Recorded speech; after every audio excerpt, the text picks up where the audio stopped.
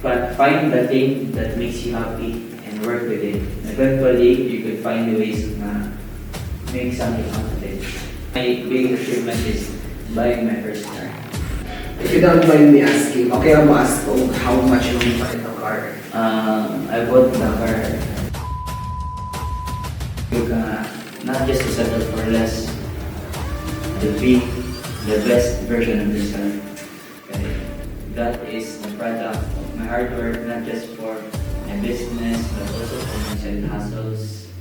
It's not about the car mismo. Ang quality journey. Journey is about quality sa car. How many years of the making?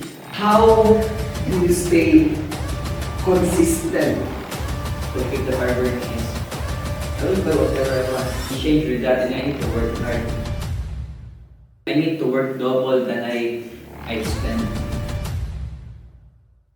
Before this episode starts, Kasikas is a joint effort and a passion project between me and Giancarlo De Silva.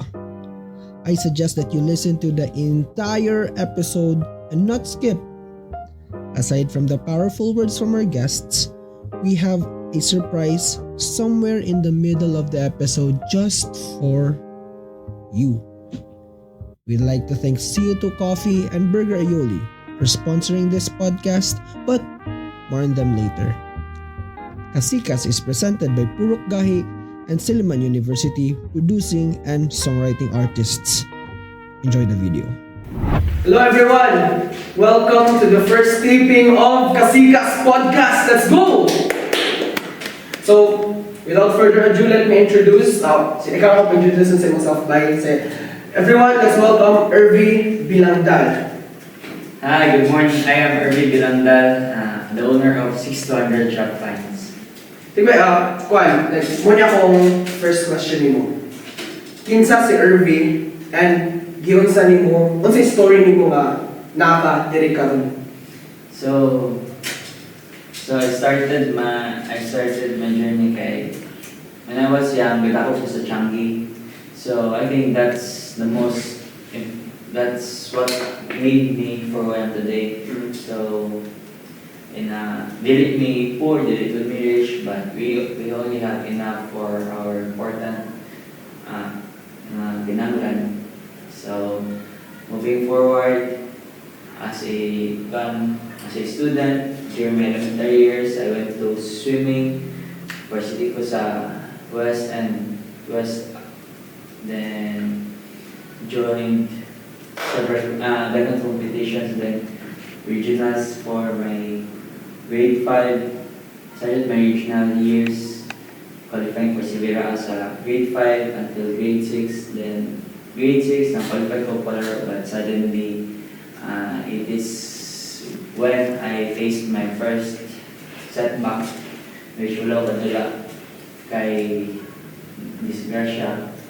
Then, moving forward, high school hopping ko. So that experience gave me to be versatile and flexible with different styles, adjusting and adapting to the community. And pumasa ko, then had my first business, monkey business, since growing up in the market doesn't make me feel na I'm doing business, since I've been very spontaneous doing some stuff. So yeah, all throughout my high school year, varsity ko from different schools. Then pag-college, went to Manila. Asa ka school sa Manila? Sa San Juan de Letran, to test out my luck in my swimming career. But suddenly, made me realize things that maybe sports isn't just for me. I have a bigger reason for me to do about sports. So went back here, started my business. Since I forgo my scholarship, I had to step up the game for me to finance everything. And luckily, and in God's grace, mo na ako nga sa takaran. Okay, naku ko like huge question mo. Like, we've talked before nga nahambong ka before. So, saan sa kayo ang whole story ato? What happened and everything na? So, usap na sa mga greatest downfall in my swimming career since that time was that was my peak in my swimming career, which I could think that I could qualify for Polarok and maybe have a better position for my tryouts in Manila.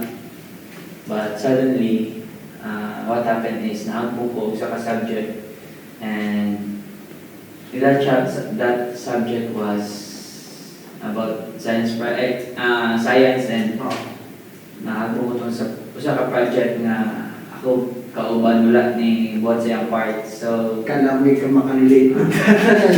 So it is what it is, but now seeing those failures makes me realize that those are the most important ingredients for you to push yourself even more. Iboy, I'm really curious, like, you mentioned atay monkey business. Unsa na siya? Muna yung first, you build. So before sa akong experience to business, bata pa po na mas Changi, for me to, wala mong pag-ipangayon sa parents, but kanamang gusto like ko to help them out in my own little way. So, magbaligya ko sigarilyo, parking ko motor. Nakatry na ba ikaw mga inana? So, wala may giingnan sa mga parents, but I want to experience that kind of stuff because of curiosity, and also with that point that made me realize how does it feel doing this stuff, and what are the possible learnings I could get through it. So, with that, ang sa imo na-learn fortunately, like, dili tanan ang makatry na, but sa imo case, ikaw mo initiate. So, what's the reason why ni-initiate ka? No, kasi sa Changi, you will see different disposition of life. Na rich, na poor, na bigban. So, with that, seeing those people, socializing with those kind of people, maybe you also think that how do they live their life, knowing more about their life, how does things goes for them. So, So, ini siya na question For those na di kabalo, how young are you? So, 24 years old. And how old were you when you started building yourself? So, maybe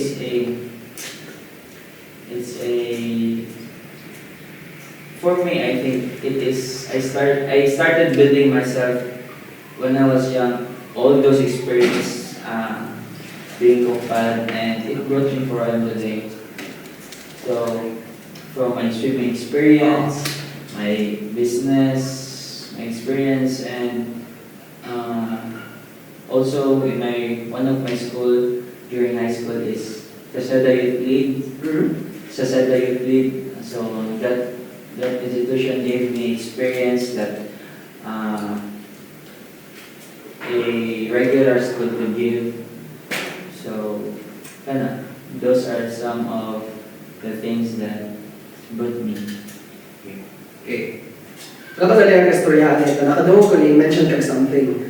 So, di mention kayo mo ang favorite movie? So, ano sa yung favorite movie nga rin? So, akong in terms of life, movie for life is Three Idiots.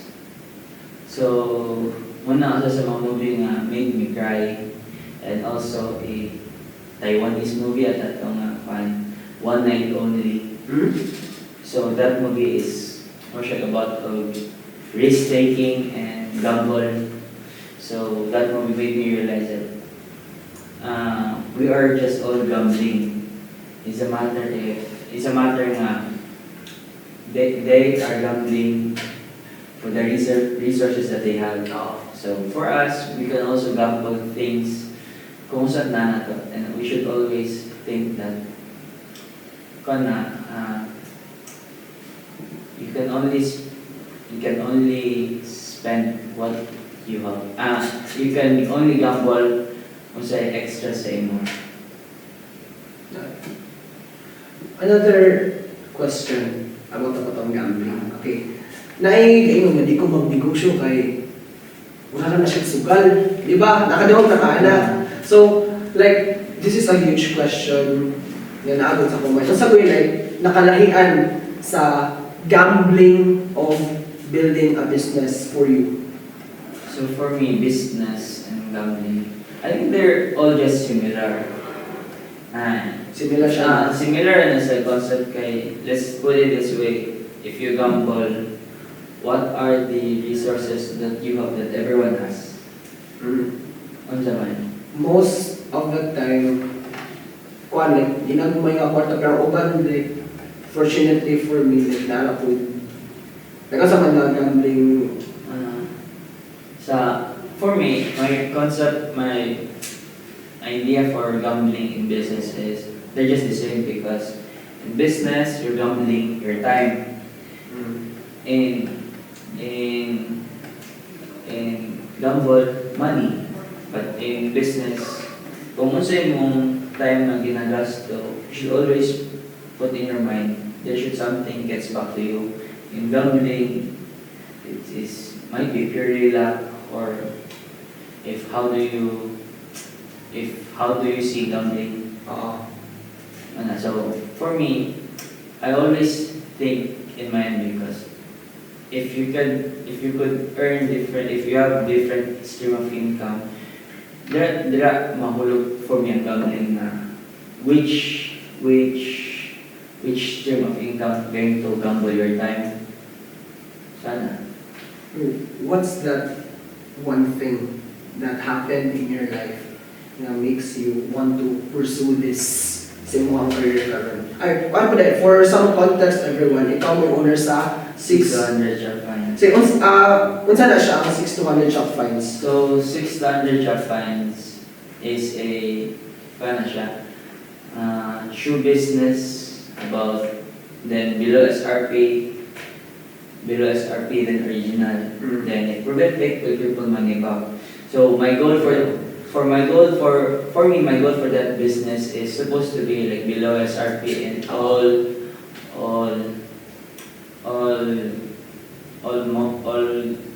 aspect of shoes like basketball, running shoes, casual, but fortunately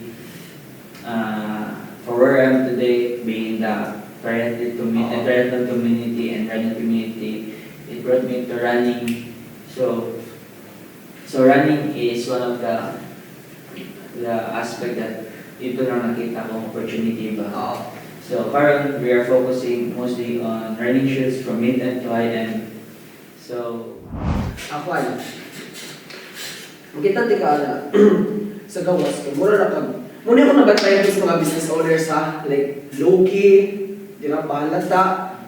Like, how do you explain it na ikaw nga natin ang situation? Like, kabantay ko kung kalabanan nga itong mga people who made it big. Para na ako ha, ikaw may usa ka person na ako nilantawan of inspiration because as young as you are, naka-achieve na kang inanaman ako.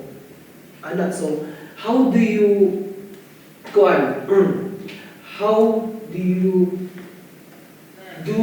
basically? So for me,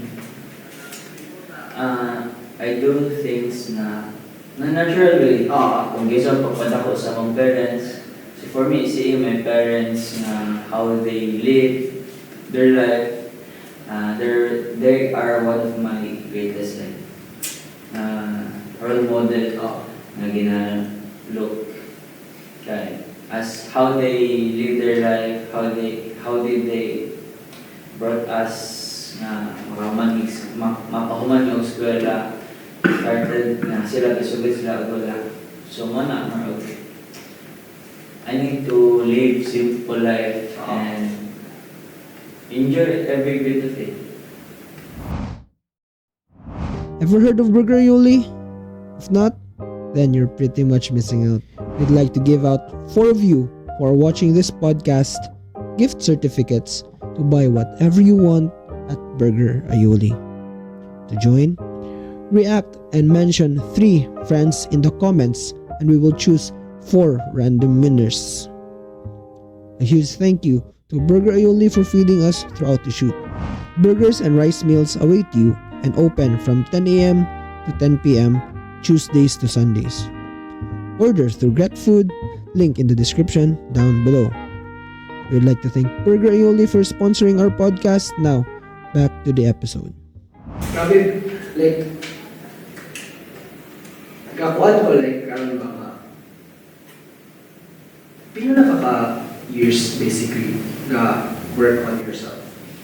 So, started for my business. I started my business na getting serious kaya itong second to third year high school. Second to third year high school, that was around ilang ka years ago, mga 2018, 2017. 2017, so nalas mga kuan, 6, 7 years ago. Or earlier kay kuan man.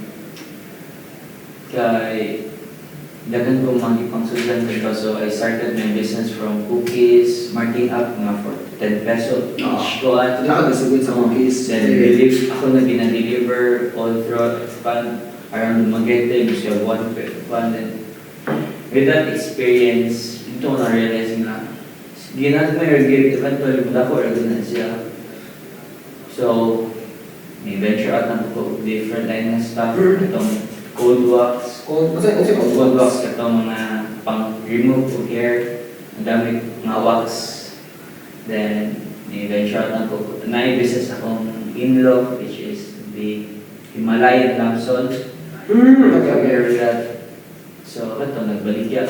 Dili ko rin ako nagbaligya, but margo ako may tawag na deliver. So, ako mag-deliver, ako yung mag-pan from one point to other point. Kaya sila naman sa Manila. And, with that, ito po na ko.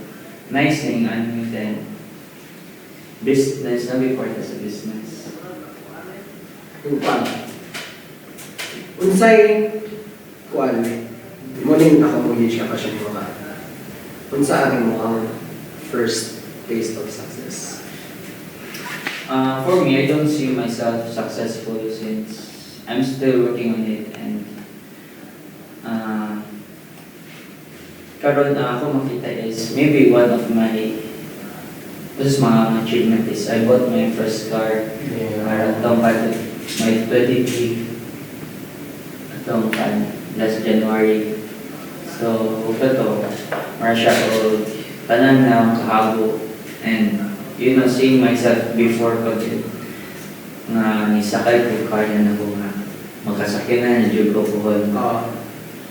During pandemic, especially that time was very hard for us, especially as among source of income, which is from my parents, chunky.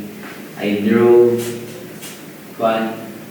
fruits, mag-deliver ko, with ng mama, mag-ibon na yung dahil Dumaguete just to makapagin ng pera. Part-time, kaya since we were providing for my brother nung nasa Manila that time. So, maybe sa first taste of, one of my big achievement is buying my first car. Like, God, if you don't mind me asking, okay I'm ask how much you palit ng car? I bought the car 350,000 cash. At your age, naka-afford ka na mo buy a car worth 300K. That's a really huge advantage because honestly okay, dahil ko mga people na kasturya na ng mga ika ng mga salary, like, tapos na income, pero it's not afford inana. So, naka-try na kang talk about personal na din. Kasi mga ilang, if ever makataga nila advice. Actually, wala ko yung mga advice na kay. That is, I think that's also, that's their comfort zone earning. And for me, this is my comfort zone of earning because this is what I see my role models doing. So, kaya basta yung mabash to yung tao. Oo. We'll say different stuff, but same my perspective. Okay, they're also considering different factors, but so kung asa sila happy, just go with it na lang. Then do what makes you happy. Do what makes you happy. Okay, Juan. Na-curious ko lang, Juan. Ever since nagsugod po ko sa ako ang personal food journey, sige ko ingon nga, I'll make mistakes.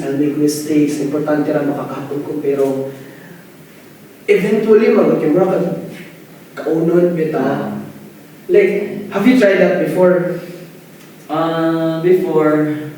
Because ako, gasugod ko, I have started different businesses. So, with that, ako nga, pagka-ambisyoso yun ko. So, I think that also drives me na I should work hard. Kaya ambisyoso mo yun ko. So, with that, before ako mga earnings, I spend it with all my luho, my earnings, mga hulog rapod, then magunaw na naman nga, bounce back ko, but eventually, mag fall back. So, akong mga na is, just take every shot. Kay, wala ka kagulo, unsay opportunity nga will click in you. Kay, dili mo ta same Same, lagi. parang ginaagi, and you don't have the same interest. So for me ang masulti is, find the thing that makes you happy and work with it. Eventually, you could find the ways to make something out of it. I started with that. For me, I started my swimming journey before. Wala mong think mo earn of money. But during pandemic, ito ko nakapuelo din sa business. Like, Juan, teach ka. To go swimming from Dumaguete up to Bulungan. Magtulog swimming. So, Monday to Friday, Dumaguete. And So, mo ko na hustle na yung Juan. last during pandemic. So, Monday to Friday, tulog swimming. Then, having 3 sessions per day, 3 to 4 sessions per day. So, pagkagabi sa Friday, biyahe ko Bulungan. Then, abag Bulungan tulog ko. Over the weekend, then after over the weekend, ba't sa Dumaguete for the Monday to Friday session. Kami yung ka-imagine sa inyong oras kay traveling. Kaya hours ang giwan nga niya from here? I think 2 to 3. 2 to 3. Kaya ano kasi mo yung nasakyan? Mag-Bihar. From here? Sa una, I tried motor niya. So, happy ko ma-discuss siya ng Lala. dili sa kay matrauma ko. Dili sa ko man. But I'm very fan of riding motorcycle, bike, and fun.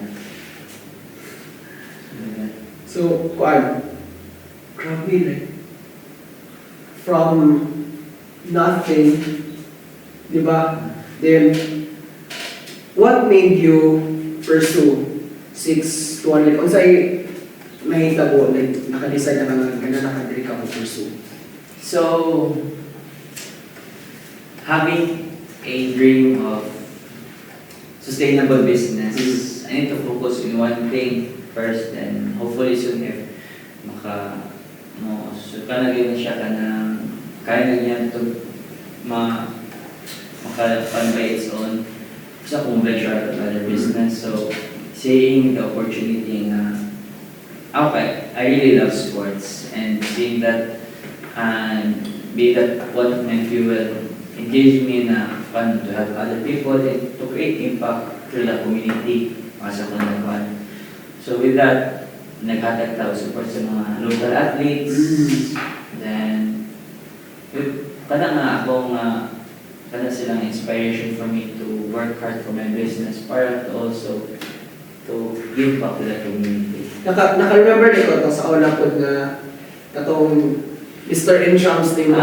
Katong, curious kayo ko atong kuan, imuhang i-give back imo sa community. So, akong gina-give back sa community is mga tagtay shoes sa mga local athletes nga before kay naman tayo mga local athletes nga lisod yung kaya. So we give support them from shoes, from equipments, and also dapat tayo mga naling mga athletes sa scholarship sa Manila. So kato kay sa swimming ako field, so ako, me being their kuya, also give them opportunity pa kamo gusto mo one kay tingnan ko akong pangitag ko mga. So kato, natay yung naling na college varsity sa Manila. There, it was because of My experience and connection before sa Manila to. let's talk about connections. Okay, Kwan, how did you start from zero dayon abot nga who you are today?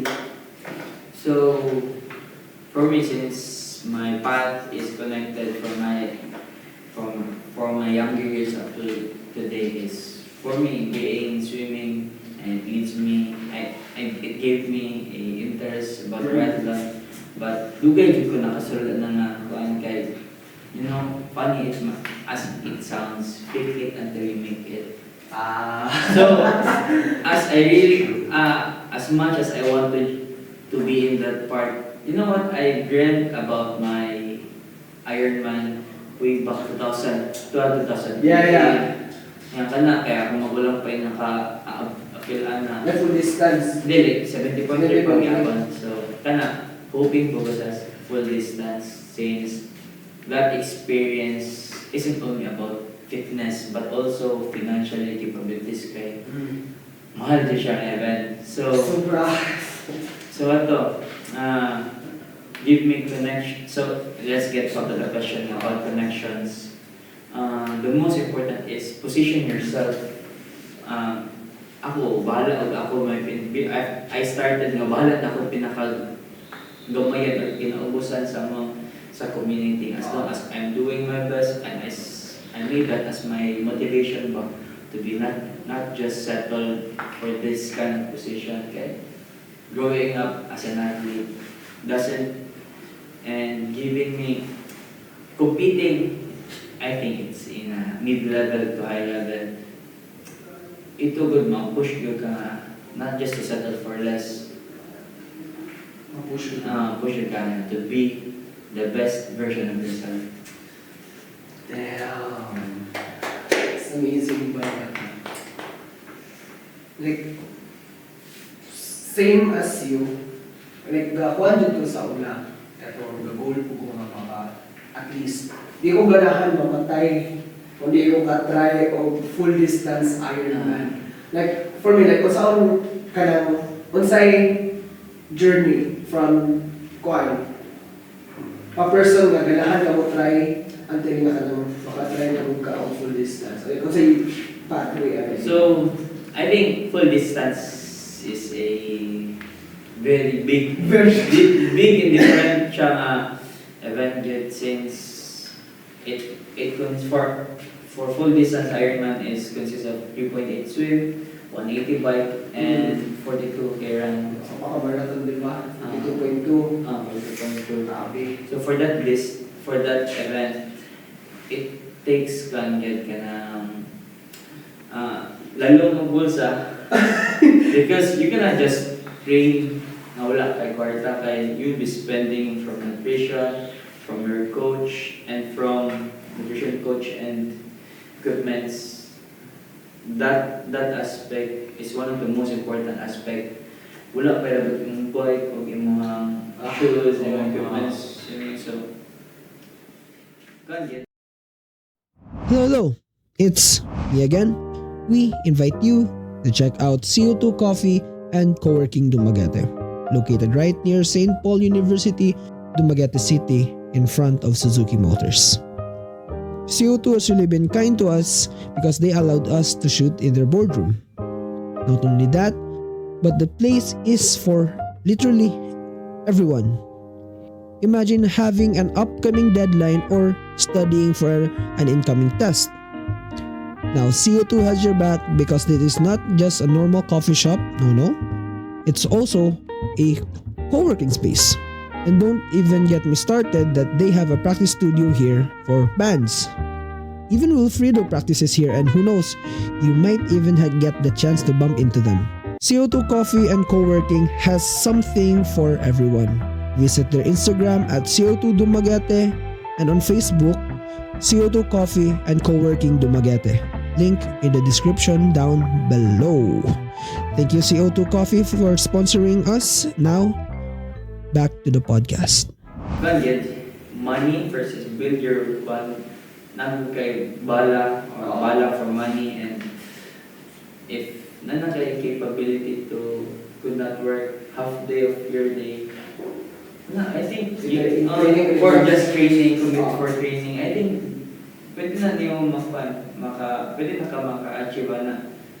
So, if money, think this way, if maka-afford ka to work half day, kana, you're capable to do it. May kamutan. Panikamutan. Kaya na mo, di ba? Kaya man. It's good. For me, in my case nga, I finished my 17.8 na kulang sa training. I just had a bike ride for the span of 2 weeks, and prior to that, wala na training. Wala ko training kay money happened during on the October. I registered for the Ironman, and I will train on December and so on. But started my training. I should start my training on December and so on. But it ended up na peak season sa akong business. So Okay. I'm the dilemma of the two. But you need to gamble and weigh things in which is more important. If you will join the Ironman kung kayo, kusog tayo, pero wala kay kwarta, or nakatagasto and finishing the Ironman. Then January comes, nga na-i-offer sa ako, then wala ko kabalo kung saan buwan niya. That time, kahit mo kay, if there is something, opportunity, if I always think of it over and over again, dahil ko mabuang, di ko matulog, and ako gano'n siya gina-evaluate. So it was the opportunity of my first car. Nagikuan nga, gi-offeran ko. So with that, after buying my first car, I'm still on cloud nine for several months and didn't realize nga ako ang giningapan. Okay, working hard all throughout the years. Yeah, everything is moving fast. Dili pa mo sink in sa mga ba, you are still overwhelmed kay if it's a big feat for you about makapalit ka first car, but for me it's one of the biggest achievement I made. Okay, that is the product of my hard work, not just for my business but also for my side hustles. It's not about the car mismo. Ang the journey sa pagpalit sa car. So, how many years of the making? I've attract ko nga mga car ko during pandemic. So, Na may 2019. 19 or 20. Then anak ko nga for on my 25th o 25 na ko, hopefully mga car na ko. You're 1 year early. Little bit I know I achieved it on my 23rd 23rd. years. So, Kini, how do you stay consistent? Actually, in my situation, they're always working hard every day, burnout yoga. So for me, one of my motivations since ambitious ko, daghan kong mga hobbies, daghan kong gusto sa kinabuhi. So for me to stay is to keep the fire burning is I will buy whatever I want. But in exchange with that, I need to work hard. I need to work double than I spend. So if I spend, there are days na mo spend ko. Bako yun. Like mo balit ko different stuff. I know sooner or later, I might need it or I might use it. So, yan ang udong perspective nga tungkol kay ambisyoso ko. Ang kamot yun ko kay bangga, ilas gata, public pero ilas. Public perillas. Ya, ito mo, kung kuhan sa itong hard work, hindi ka man siya like... Wala mata nangayo, wala mata Oh. tao to have those stuff. So, I think it is ethically saying fun. I have my eternal yabang. Sa eternal. Internal yabang ba? So, dili ko mo yung kuhaan ka nag, I know, kuhaan siya, but you need to have that para ka to keep motivated. Kaya if ikaw mismo, dili ka mo believe sa mga sa who would believe in you. So, you need to keep that internal yabang na ako ang gibuhat. Diba? Just to also keep you motivated. And once you doubted yourself, flat na ka. You're being out of the game. So, internal yabang. By the way, I got that from Mikey Reyes, Tito Mikey. So, what's the story size? So, fun tip ni Mikey Reyes, usana sa mga podcast you should watch. Tito Mikey, My curious. Tito Thoughts by Mikey Reyes, ay katong, ay, so before na siya like Tito Thoughts, I've been watching kay sports fan ko basketball. Dito ko nakikita yung pagkamayabang ba. At first, may ilang joke ka like yung kuha na niya. But eventually, if you work hard and you're doing it, eventually may ito ito ko na-realize ba nga, everyone is just doing their best. If once when you don't believe in yourself, you're already down. So, Herb, kaya, masabi siya ka question na it's really controversial, especially in the area now, sa Philippines. So, how do you feel about nepotism So, in business? nepotism is about like family na work sa business.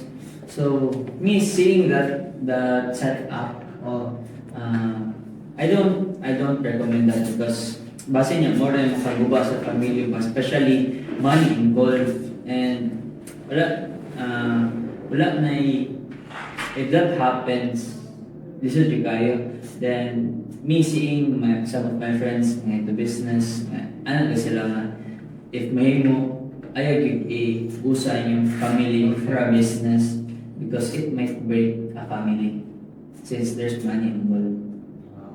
That was big. Then, this is for me lang. How do you face a problem nga if ang family mo, like, di na necessarily ka nakuha na ang parents, hatag yun ka sila, pero what if na may family na may nalabito kay kwarta, nagunay nalabito kay kwarta, pwede mangayo na lang, nakatry ka na. So for wala podcast, since ako growing up, akong family is very supportive sa ako, and it's natural for me to give. Makatagyo sa mga igsoon, makatagyo sa yung tao, sa pamilya pa niya. So, I don't see that kind of setup in our family since we have one another. Quater, if na ay 10 years old, mga kanabata pa, na naglantaw karon sa ato ang podcast. Unsa imo ang message na ilaha? So, my message is kung asa mo karon, always just enjoy everything and maximize yun ang opportunity to experience the best experience you could have because we don't know that experience might brought you to or might bring you sa inyong mga goals in life and aspirations. So, kana.